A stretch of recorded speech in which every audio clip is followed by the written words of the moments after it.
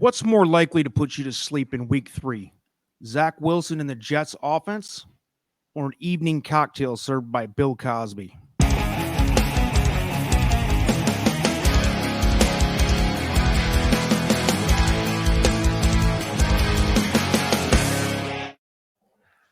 Here we are, Trust the Profits, week 3, coming at you with our fantasy football rundown. I'm the Formula, joined by El Hombre and JM. How you guys doing today? Just living the Doing dream, good, man. How are doing you? good. Let's get into this, shall we? We're going to start with sits and starts. JM, why don't you go ahead and hit us with 3 starts for week 3? Will do. All right, we are going to look at Daniel Jones, New York Giants QB. Mr. Jones. He's at home against Atlanta. Last week looked really good. Threw for 249 yards, ran for 95, and had 2 touchdowns, one in the air, one on the ground. Falcons have given up 80 points in the first 2 weeks, so I think you take a chance here with Jones. Falcons defense looking like Swiss cheese right now. So, and like last week, I was thinking G-men seem like they're stacked. Why aren't they better? Now they're 0-2. We know that their offensive line is the weak link here. So I still think that they have enough weapons to put up points and to be competitive. So Daniel Jones right now is about 34% owned in most leagues. Playing at home against Atlanta, that defense is not good. So you can feel free to play Jones, no issues, I think. I think he's going to have a good game. Yeah, I've never been a huge fan of Daniel Jones. Didn't like when they drafted him so high out of Duke. I don't think anyone did. But he's definitely an NFL quarterback, and I think given the right situation, playing Atlanta, right? Right. He's been able to put up some numbers here and there. So I think this could be a really good setup for him. This is a great time to use your backup if you've got a questionable starter. I totally agree with that one. And he's got the garbage time advantage. A lot of teams back off when they're up by or down by 20 or 30, up by 30, whatever the circumstances is. Just run the clock, let him get first downs. That's where the guy gets 400 yards in the moments that don't matter. Yeah, and on top of that, all year. So yeah, and Saquon Barkley, I think this is finally the week that they take the training wheels off Saquon Barkley, or at least we get to see him come up to 80%. He could be a big help for Daniel Jones this week against, as we said, the Falcons defense, which is not that impressive. No, Who else you got? Okay, then we're going to roll with Denver Broncos quarterback Teddy Two Gloves Bridgewater. He's playing at home against the Jets. He's currently hovering around the 25% mark in availability in most leagues, but that's shooting up because like I said last week, he's looking really good. He's looking sharp. I think he's got a chance to keep the production going versus the Jets. 2 games, Broncos are 2-0. He's thrown for almost 600 yards, 4 TDs, 0 interceptions. So again, even with Judy out for a while, Denver still has weapons as well. They got Cortland Sutton, they got Tim Patrick, they got Noah Fant, they got a decent run game. Against the Jets, I think this is a start for sure.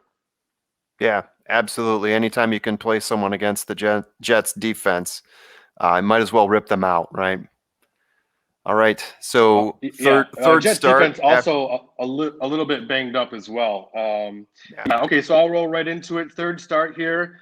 Give me wide receiver for the Ravens, Marquis Brown, playing at Detroit. Another really bad defense. Marquis Brown, they call him Hollywood.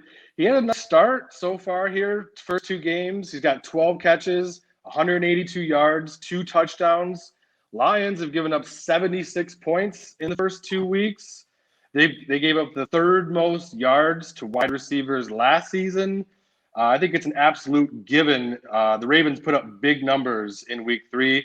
That means Marquis Brown is going to get some targets. I like him to score a touchdown.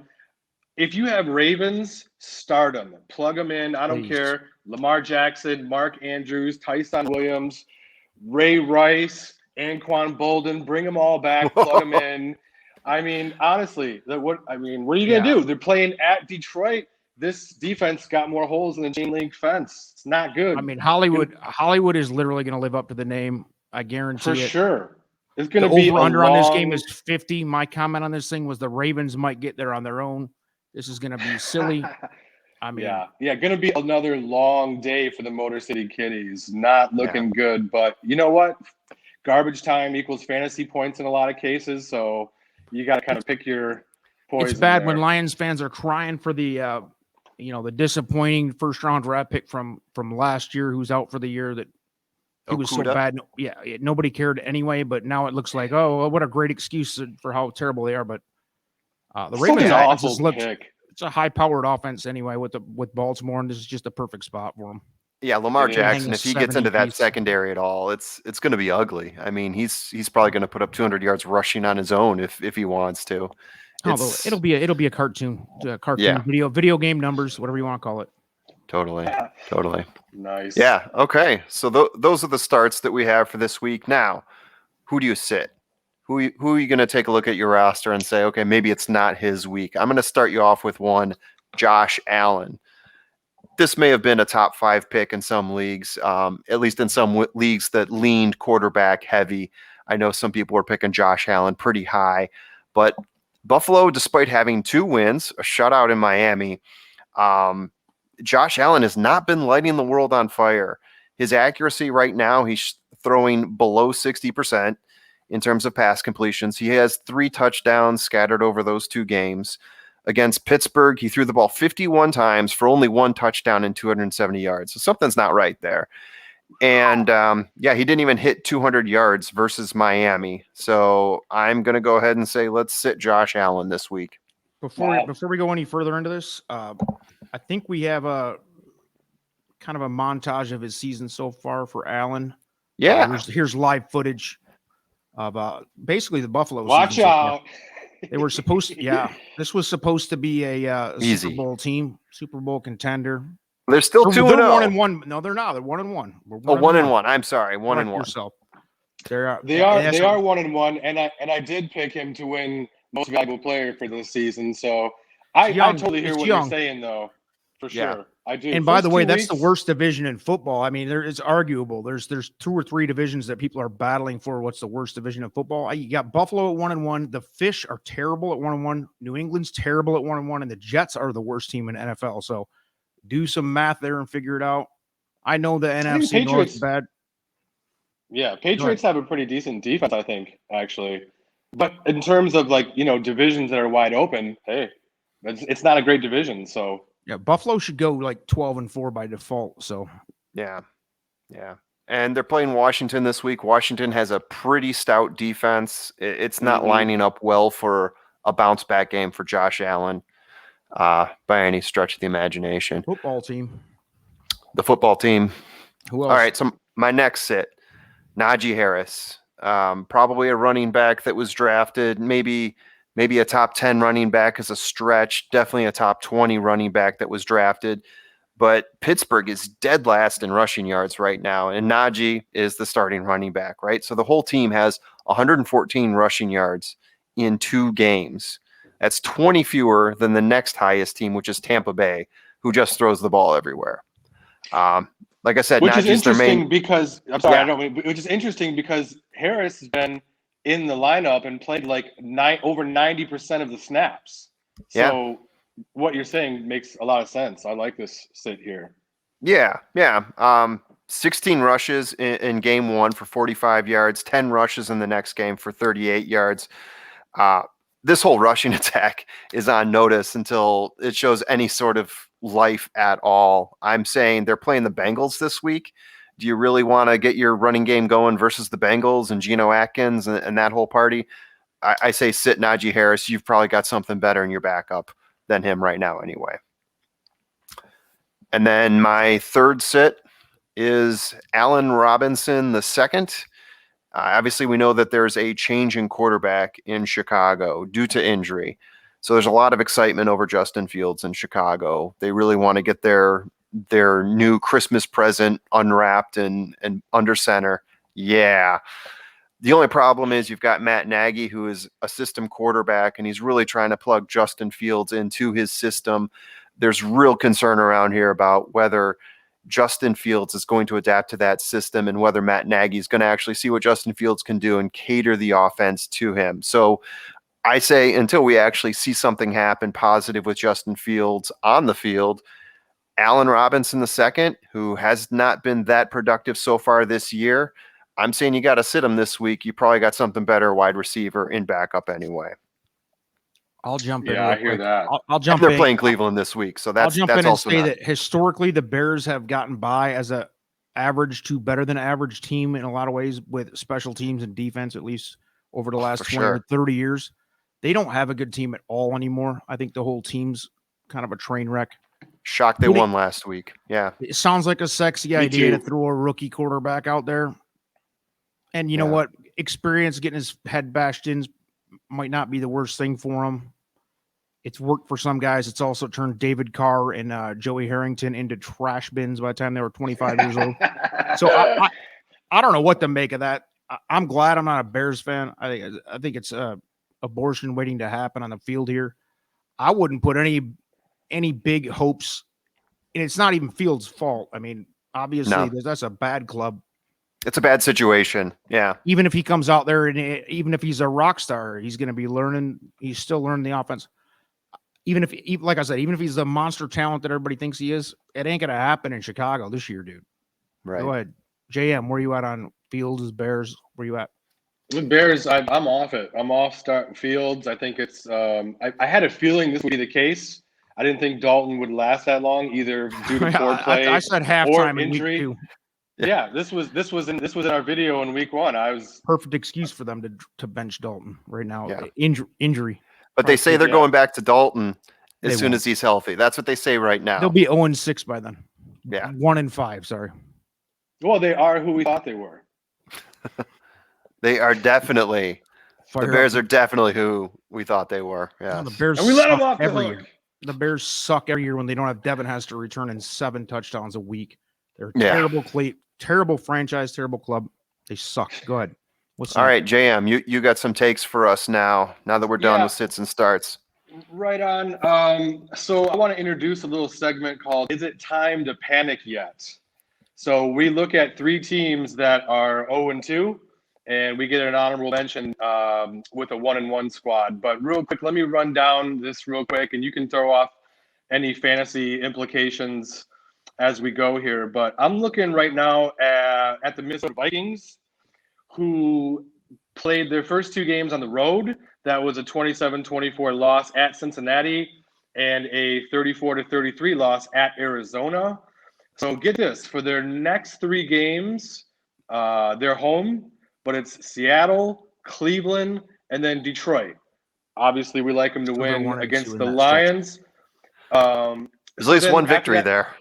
Yeah, so then they're at Carolina before a Week 7 bye. So they're possibly 1-5 heading into the bye, with the schedule looking pretty rough through the next 5 games after that. Real quick, follow me here. Versus Dallas, at Baltimore, at Chargers, versus Green Bay, at San Francisco. I mean, after 11 games, could this be a 1-10 or 2-9 team? I would take the under on 2.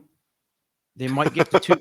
I would take the under on 2.5, and that's not a joke. They got a good shot at the Lions, obviously. Other than that, I didn't hear a sure win in there. So they might pull an upset on one of those games. But if the over under is 2.5 wins at the 11-week point, I would take the under with proud money. Yeah, right. And it's crazy too. Go ahead, Tom. Sorry. Oh, no. I was just going to say, I've never really been a fan of Kirk Cousins and that whole trade to get him and the celebration around it. I never understood that. That was never a put your team over the top moment. And I think they've lost a number of players that were extremely talented. They got Dalvin Cook. I realize that, but I just don't think they have the talent to launch themselves up to the next tier to compete with the teams that you mentioned, other than certain teams, of course. Now their defense, exactly. Their defense is pretty bad. I mean, on offense, you like what they have. And so this week against Seattle, I think that's definitely going to be a possible shootout. But because of their porous defense, they're constantly throwing the ball and putting up numbers. So last week, I'm telling you to sit Kirk Cousins. that's not the case anymore. I don't love Cousins either, but from a fantasy perspective, I think he's good to go for starting and putting up numbers. We'll see. I mean, it's only 2 weeks, but at this point, look at his numbers fantasy-wise. They're great. Yeah. Garbage time. Like Goff. Garbage Goff's got time. good numbers. I mean, there's Exactly. a lot of It's garbage totally time. comparable to Goff, for sure. All right, so let me roll in here to So Vikings, we team. panic. Vikings, we panic. Absolutely. Yeah, we're panicking. All right. We're Who you got panicking next? with the Okay, so then we're looking at the Atlanta Falcons, who There they go. lost. They got blown out 32-6 against the Eagles. There they are, rolling down the stream real quick. And then week 2, they got beat by the Bucs 48-25. Actually made that game somewhat interesting for a small portion at least. But Dude, they've given up 80 points in 2 games. There's not. I mean, right. That defense not looking good. But stay with me here for a second. So we're going to look at their next 6 games. A 40-point average again. Yeah, next 6 games at New York Giants versus Washington versus New York Jets. Then they get a week 6 bye at Miami. So after 8 weeks, they could possibly be 5-3, 4-4. No one's picking them to win the Super Bowl or even get into the playoffs. But they've got some winnable games coming up, so they could kind of stick around. Formula, as amazing as it sounds. I agree that that's a weak schedule over the next 5 games for sure. What do you see there? I see 3 or 4 wins in there easily. I mean, what do you make of the team long run, though? I mean, this is a 6-10 team that's in the same division as Tampa, is in the same division as Carolina and New Orleans, if I'm not mistaken. Yes. Yeah, absolutely. No, although the worst team with a bullet in that division for sure. I mean, I think they're lining themselves up for the 8th overall draft pick, a draft pick that we know well. So, is it time to panic? Yeah, I still think it's time to panic, but I think they may get glimmers of hope along the way. I think I'm reading into what you're saying there. I think 9 and 7 might win that division because it's very competitive. None of those teams are great. Atlanta's the only bad team. None of those teams are great. You don't think Tampa Bay is great? Tampa Bay is dropping 40 on every team they play. I know. We'll see. Except for week 3, my guy. It's all going to change week 3. We're going to get pounded against the Rams. I'm not anti-Tampa. We'll see. Yeah. What about your boy Donald? We'll see. I mean, that's the Carolinas in there too. That's not a bad club. They got C-Mac. It's a good division. That's the best division in football right now. Go ahead. Carolina's playing. I know they're playing Houston on Thursday night, tomorrow night. I just read something that said so far, I know we're only 2 weeks into it, but so far Carolina's had the easiest schedule. I'm assuming that means playing Houston tomorrow night as well. So they look good. I had a feeling about Darnold and the weapons that he has, but we'll see what happens. I think it's going to get rougher down the stretch. Well, Tyrod's out tomorrow too, so yeah, they got Carolina at 3-0 start. A quarterback I had to Google. Yeah, they're already 3-0 by the way. Book it. Ship it. Ship the money. Lock it in. Okay, so let's take a look at the Indianapolis Colts real quick, who also started 0-2. Their first 2 games were at home, which makes it kind of crazy. They lost 28-16 against Seattle, and then in week 2 they lost 27-24 against the Rams. Next 3 games for the Colts are on the road, at Tennessee, at Miami, at Baltimore. Next 3 games after that, versus Houston, at San Francisco, and versus Tennessee. Again, they play Tennessee twice in 8 weeks. 8 weeks. Defense has not lived up to expectations so far, even though the first 2 games were rough matchups. And honestly, I'm not big on Carson Wentz, especially now, because he's sprained both his ankles, probably the first player to ever do that. Right. So I think you're I don't know how close you are to hitting the panic button quite yet because of the division, again, but I don't like Carson Wentz. He's questionable. If he can't play, which 2 sprained ankles, I don't see how he's going to play. Then they're looking at Jacob Eason. Can't tell you much about him. He doesn't have a lot of experience. I do like the receiving core. I like Pittman, Campbell, Zach Pascal, and their tight end, Jack Doyle. So they had weapons, but this was a defense that was awesome last year. They played really well last year. haven't lived up to expectations yet this season, and now they're 0-2. So after 8 here, they could be 2-6 and 3-5, and I don't know. Time to hit the panic button or nah? Formula. I can summarize it in 2 seconds. So go ahead with your piece, and then I'll wrap it up on this deal. Go ahead. Where are you at with the Colts? Not looking good for the Colts. Even if Carson Wentz is healthy, doesn't matter. I don't know. I agree with you about the weapons. They've got some good weapons. They need to be able to get it to those guys. I think the Colts are probably looking at the 9th overall pick right after the other team that we were talking about a few minutes ago. Yeah. I'm ready to bury the Colts pretty soon here. But I mean, are we hitting the panic button? I don't know. Maybe it's better to get away from Wentz and see if you've got something else, some magic in your backup quarterback.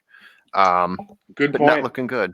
I can wrap it up quick. Is it time to hit the panic button? The time I hit the panic button was like way before Wentz or anybody else was into the equation. The team sucks. They're terrible. 0-2. They'll probably end up 4-12. It's a terrible club. It's a tough division. They suck. It's over for them. The season's over. What was I saying? We like hot takes. Care. I trust what do the you want? profit. Wentz is going to come in. Wentz is going to. That's the guy you're banking on. Come on, guys. Yeah. He's awful. Come on. Yeah. I mean, let's say he's okay, and so, out of a 30 team field. Wentz is like 22. That's your bank. Okay, go ahead. If that, sucks. I've never been a fan of that guy at all. I totally agree. And it's kind of an unfortunate situation with his career, right? So he plays well his rookie season, then he gets hurt, then he watches Nick Foles win the Super Bowl. Yeah, Hey, look. Eesh. Yeah. Okay, so real quick, let me wrap this up here. We're going to take a look at the New Orleans Saints, who are 1-1, but I think we're going to hit the panic button here. I think Jameis Winston is who we thought he was/is. I'm ready to. Yeah, I mean, we had to talk about Winston after they blew out Packers in week 1, but I'm ready to cut ties with everyone else with the exception of Alvin Kamara, who even Kamara hasn't been that great overall after 2 weeks. He's got around 20 fantasy points. Yeah. I'm not sure how long Winston keeps the starting role. Might be time to give Taysom Hill a more of a look, but I'm extremely worried about the Saints, which is crazy because last week we were talking about Winston and how good he looked. I mean, we did take into consideration he's known for throwing a lot of picks, but from the highlights that I watched in that game, man, he looks awful. In game 2? That Saints team just looks like they Jekyll and Hyde. lost. Exactly. Yeah, the Saints had some preparation issues, like half of their coaching staff or whatever, half of their offensive coaching staff was in COVID protocols. So that's taken in consideration. They're missing all sorts of receivers. I take that in consideration. I'm not ready to hit the panic button on the Saints yet. They are my pivot team. I'm just throwing that out there. So I got some love for them. Tulane grad, go ahead. So I like the Saints too. Yeah. So I do feel a kinship for them. It's not the Drew Brees team anymore, but I think that I want to see them with a more solid team, with a healthier team before I make any referendums on Jameis Winston or the Saints 2021 season. I'm willing to give them a couple more weeks. If it looks like week 2 and week 3 and week 4, panic button, here I come. I think that the Saints are just okay, and they just happen to have 2 out of the 3 teams that they compete with in that division are better than them. So for that reason, I think they're done. It's not full panic. I don't think Winston's necessarily a complete write-off yet. He looked ridiculous last week, but yeah, I don't know. I think that team's just okay. If they were in the North against Green Bay, Chicago, Minnesota, I think they would have a chance to win that division. They do not have a chance in the division they're in. So that's enough for me. They're out. So I don't know. I think they could. The NFC's so bad. I wouldn't even call them out for like an 8-8 type of wild card situation, but I don't know. They're not going to win that division. That's for sure. Yeah. And we're going to learn a lot in the next few weeks, I think. It's kind of the situation every year. There's a lot of overreactions. There's a lot of, oh my gosh, did you see what happened in week 1, week 2? After weeks 3 and 4 are over with, I think we should have a really nice grasp on what to expect. Yeah, I always actually. remember that stat of if you're 3-0, you're probably going to make the playoffs. There's a certain percentage. If you're 0-3, like you flip that percentage Yeah, it's like around and 80%. yeah, Like that. and it's like 10% if you're 0-3 that you're going to make the playoffs. Something crazy like that. So Mhm. exactly, we're going to learn at week 3 all we need to know about this league, and then some. All right, let's All right. wrap it up. Anything else? Any other big points for week 3, or we got it all covered? I got 3 picks. I know we want to get through these real quickly here. I'll get through them as quick as possible. My top pickup, 60% ownership in Yahoo leagues, but you got to have him. Rondale Moore, rookie wide receiver from Arizona, the 5'7" rookie speedster. Right now, Kyler Murray's looking like an MVP, and this has been his main target so far. So last game, 8 targets, 7 catches for over 110 yards and a TD. He also gets kick return duties. This guy's going to get all sorts of love this year. I mean, if you pick him up now, you're going to look like a champion by the end of the year. Rondale Moore, that's my top pickup. I'll end on that. I'll leave it. Give you just that one diamond, and we'll cut it right there. How about that? All right. It's a great pick. I like it. He was drafted in my league actually, but Yeah. So I'm sure. I'm in 60% a gives you a 10 or shot. 12 team league, and I just picked him up today, and I'm hoping to look like a genius by the end. We're in it to win it. book it. All right, boys. Good All right. looks. We'll see you after week 3. Hopefully we were onto something here. I don't know. Who knows? It's the NFL, dude. So it's a tough look. Of course we are. Let's trust the profits. Trust the We're in profits. here. Bada boom, bada bing. Peace.